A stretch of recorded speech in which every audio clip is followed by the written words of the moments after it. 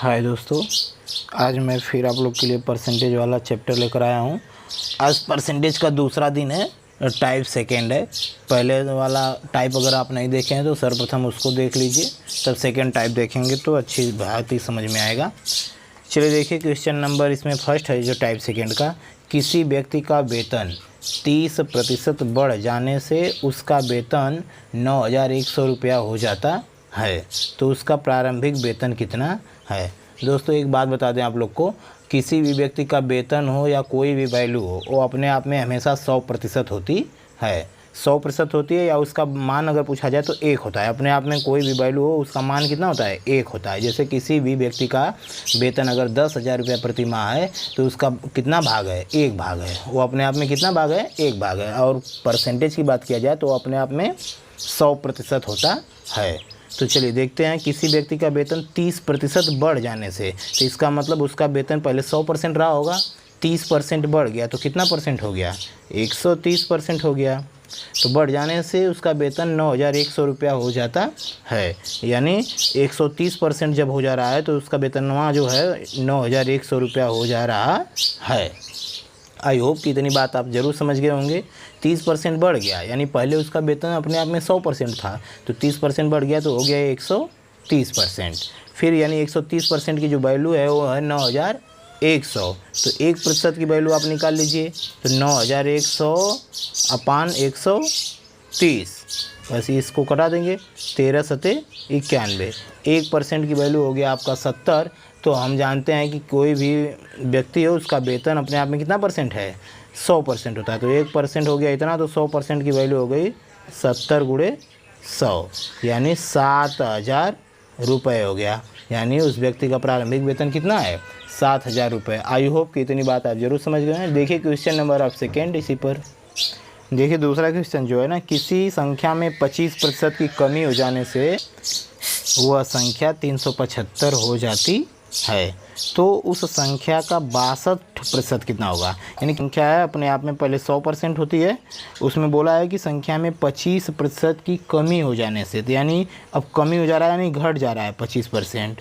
पहले तो 100% थी संख्या, अब 25% की कमी हो गई तो 25% घट गया, तो हो जाने से वह संख्या 375 हो जा रही है। यानी 100% में से 25% घट गया, यानी 75% जब हो गया तो उसकी वैल्यू हो गई 375। तो आप निकाल लीजिए 1% की वैल्यू, तो 1% बराबर हो गया 375 अपान 75। तो आपको बोला क्या है कि सवाल में कि तो उस संख्या का 62% कितना होगा।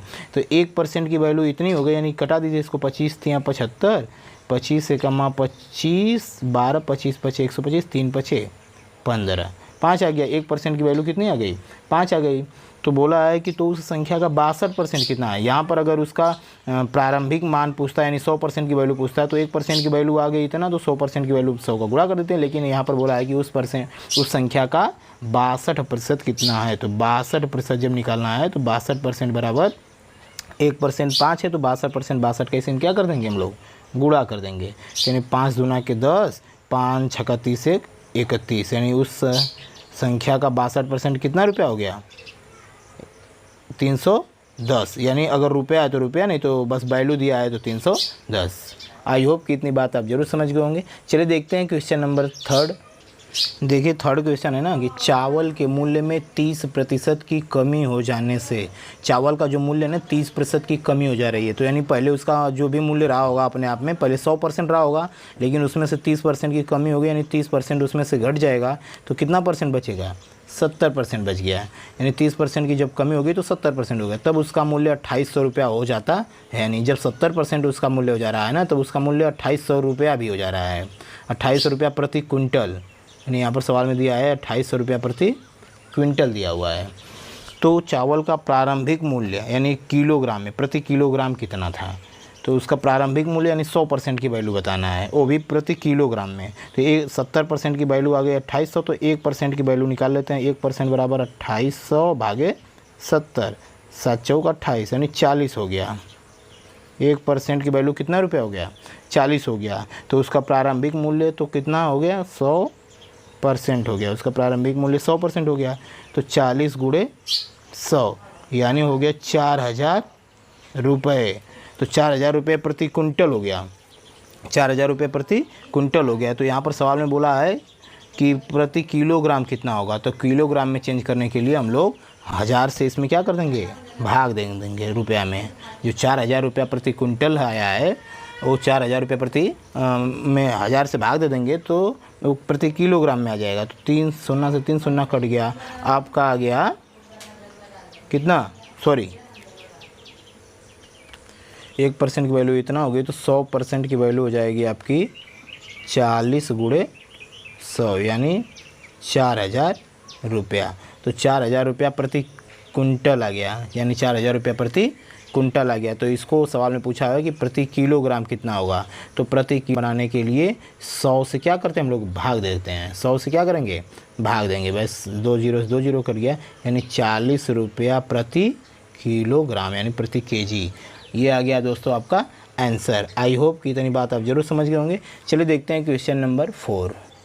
देखिए क्वेश्चन नंबर जो 4 कह रहा है ना कि किसी संख्या में 16/2/3% की कमी हो जाने से वह संख्या 120 हो जाती है। दोस्तों जब भी फ्रैक्शन दिया हो और उसका वैल्यू थोड़ा डिफ़िकल्ट टाइप आर्ट टाइप दिया हो परसेंटेज में, तो उसका मान भी हम लोग ज्ञात कर सकते हैं। जैसे 16/2/3% है तो उसका भाग कितना भाग है, जैसे 50% होता है तो उसका वैल्यू अगर बताना होता है तो 1/2 हो जाता है। तो इसी प्रकार 16/2/3% है तो इसका भाग बताने के लिए हम पहले क्या करेंगे, 16 × 3 = 48, 2 = 50, 50/3% इसको लिख सकते हैं।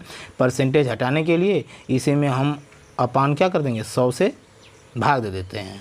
परसेंटेज हटाने के लिए 100 से क्या करते हैं हम लोग, भाग दे देते हैं। 50 दूना के 100 यानी 1/3 दूना के 6, यानी 16/2/3% की जो वैल्यू हो जाएगी 1/6 हो जाएगी। जैसे देखिए जैसे 50% होता है, कोई भी वैल्यू 50% है तो हम कैसे कर देते हैं कि वो 1/2 है, तो 50% है। परसेंटेज हटाने के लिए 100 से क्या करते हैं हम लोग, भाग दे देते हैं। तो 50 दूना के 100 1/2।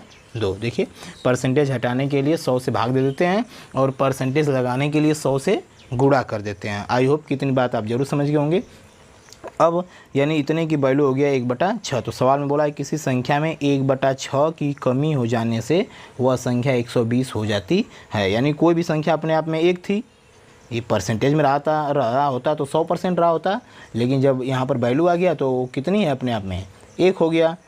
तो पहले संख्या 1 थी, अब वो 1/6 की कमी हो गई, यानी 1 - 1/6 जब हो जाता है तो वह 120 हो जाती है। आई होप कि इतनी बात आप जरूर समझ गए होंगे। 6 × 6 6 में से गया 5, 5/6 की वैल्यू हो जाएगी 120। तो 5 से कराएंगे 24 × 5 = 120, 24 × 6 = 144, यानी 1 की वैल्यू आ गई 144। तो वह संख्या क्या है, तो वह संख्या अपने आप में 1 थी तो 1 की वैल्यू आ गई 144। ये हो गया आपका आंसर। दोस्तों मुझे उम्मीद है कि आपको ज़रूर समझ में आ रहा होगा। यदि किसी भी क्वेश्चन में कोई भी प्रॉब्लम हो तो मुझे कमेंट बॉक्स में कमेंट जरूर कर सकते हैं। चलिए देखते हैं क्वेश्चन नंबर नेक्स्ट।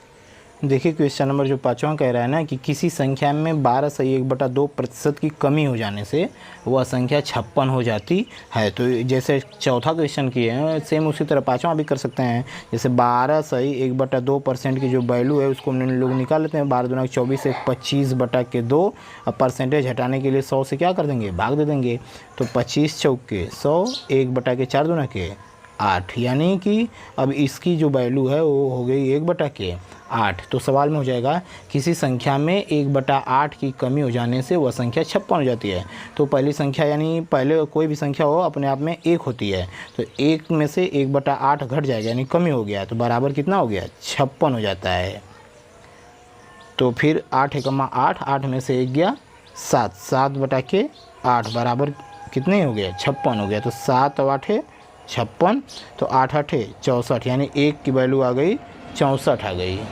यानी पता चल गया कि वह संख्या क्या है, तो वह संख्या हमारी हो गई 64। लेकिन बोला है सवाल में कि उस संख्या का घनमूल क्या होगा, तो घनमूल पूछा है। तो घनमूल निकालने के लिए यहाँ पर क्यूब निकाल देते हैं, क्यूब रूट बस। तो 64 का घनमूल निकालते हैं तो 4 आता है। घनमूल में 3 3 जोड़ा बनाते हैं, 4 चौके 16 चौके 64, यानी उस संख्या का घनमूल हो गया हमारा कितना, 4 हो गया।